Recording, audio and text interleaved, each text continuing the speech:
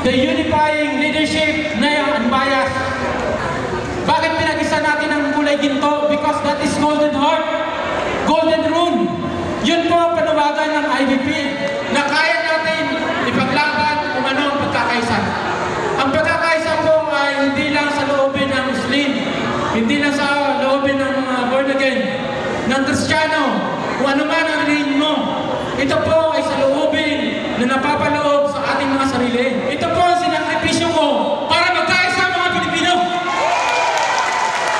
Ipapaunawa ko sa inyo na hindi kami bias. Ang panawagan po talaga ng pagkakaisa, hindi po ito panawagan ng politician. Panawagan po ito ng mga totoong tao. Hindi po ito ordinaryong panawagan. Nagustuhan po talaga ito ng Diyos. Ako, si Willis Batalyer, nagtatawag ng isang malaking pagkakaisa.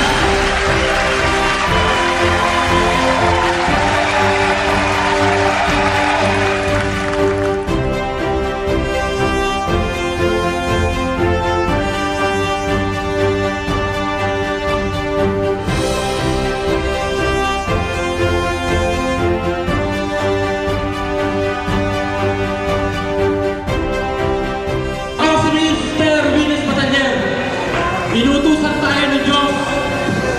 Nakikisa ako sa panawagan ng Diyos. Nakikisa ako sa sambayang Pilipino. Ako bilang leader ninyo lahat. Pagkakataon na po natin panawagan ng totoong pagkakaisa. Isang bansa Pilipino para sa mga Pilipino. Kami